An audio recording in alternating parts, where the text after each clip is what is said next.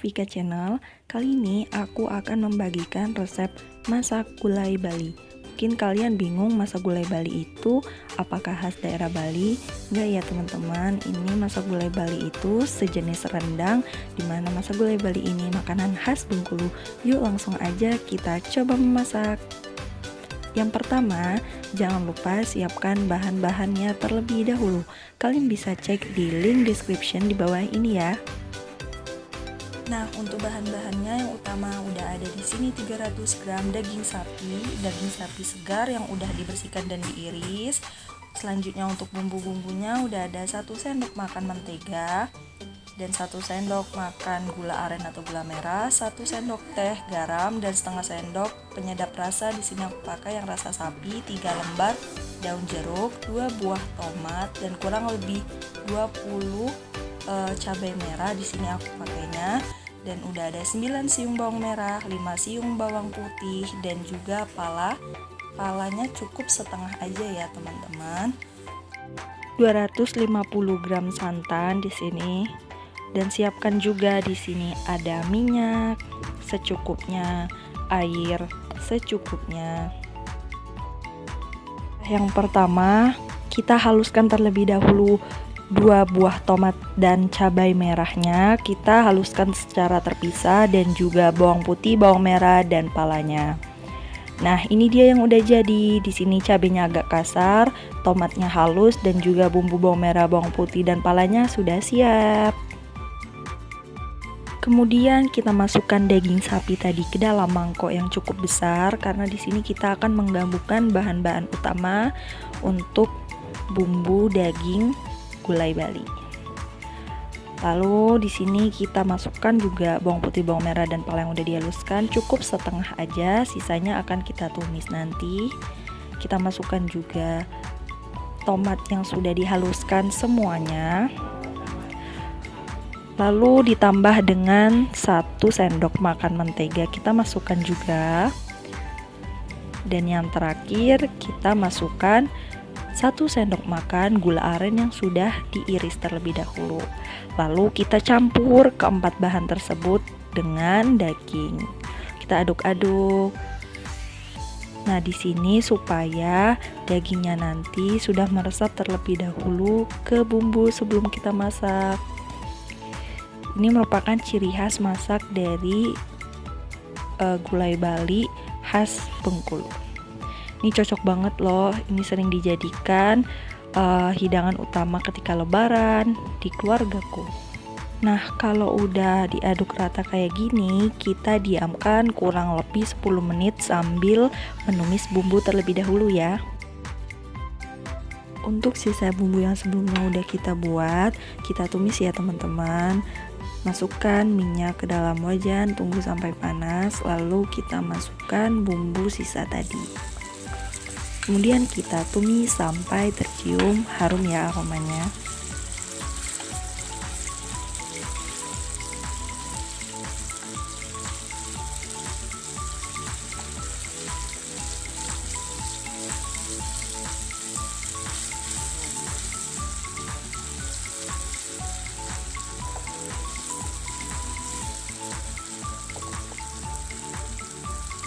Lanjut, kemudian kita masukkan cabai yang udah tadi kita haluskan. Kita tumis bersama sisa bumbu tadi, kita aduk sampai kedua bahan tersebut tercampur rata dan juga matang dengan sempurna.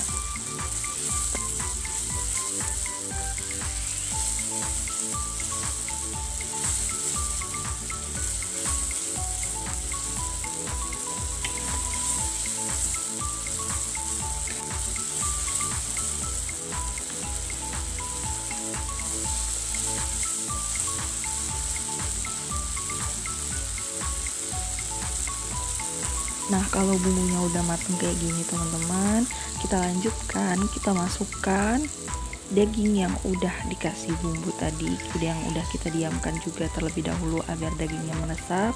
Kemudian kita masukkan ke dalam tumisan. Nah, kita aduk sampai semuanya tercampur dengan rata dan bumbunya menyerap ke dalam daging.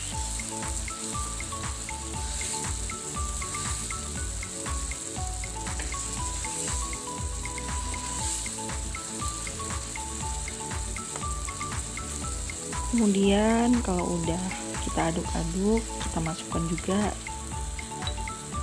3 lembar daun jeruk. Sini daun jeruk itu sebagai penambah aroma agar si dagingnya itu harum dan juga bumbunya harum. Oke, tinggal kita aduk. Di sini emang proses untuk memasak gulai Bali itu agak memakan waktu yang agak lama ya teman-teman, karena kita menunggu sampai nanti si daging terserap. Kemudian kita tutup dan kita tunggu sejenak.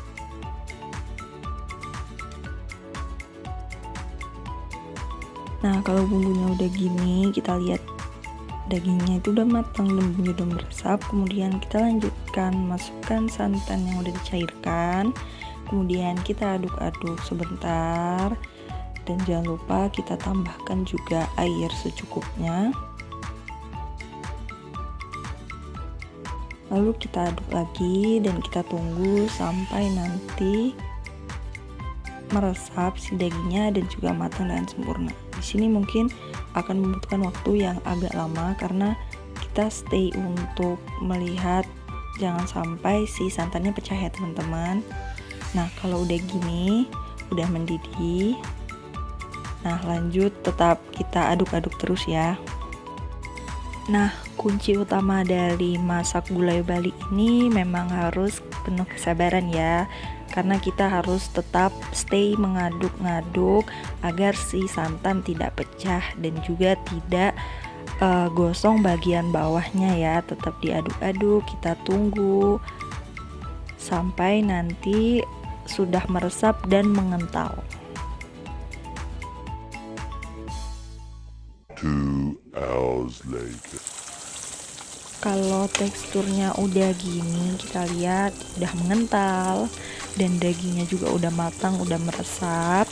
Baru kita masukkan bumbunya, yaitu 1 sendok teh garam kita masukkan, dan jangan lupa setengah sendok teh penyedap rasa sapi yang udah kita siapkan tadi.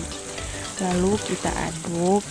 Mengapa bumbunya aku masukkan di akhir itu supaya lebih mudah menyerap dan juga lebih enak nanti rasanya ketimbang kita masukkan di awal sebelum mengental ya.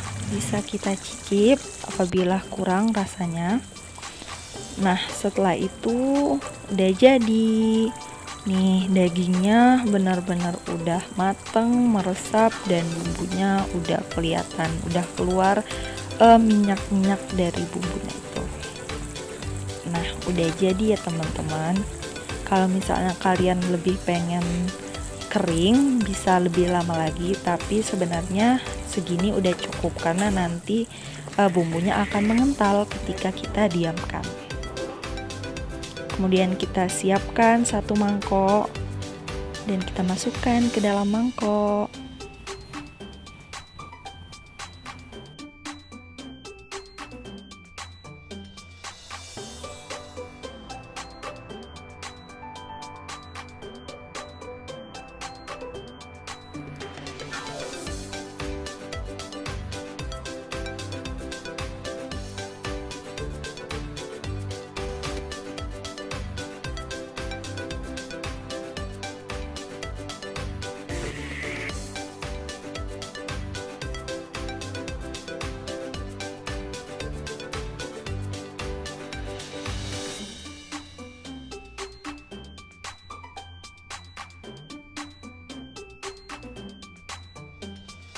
Nah, udah jadi nih. Wah, enak banget kan? Bumbunya melimpah banyak, apalagi nih dimakan sama nasi putih panas. Enak banget. Kita lihat nih, tekstur dagingnya juga lembut. Nanti kita coba ya teman-teman. Sekarang kita taruh 1 daging tadi ke dalam piring. Ini untuk membuktikan kalau misalnya dagingnya tuh empuk, lembut, dan juga nggak alot ya. Tekstur dagingnya gampang digigit dan dagingnya tuh meresap banget, bumbunya sampai dalam. Ini enak banget loh, sangat cocok dimasak untuk lebaran nanti. Aku coba dulu ya. Rasanya enak. Bagi kalian pecinta pedas pastinya suka banget ini dan enak banget. Nah, selanjutnya jangan lupa request untuk resep selanjutnya di Nolafeka Channel. Terima kasih, sampai berjumpa lagi.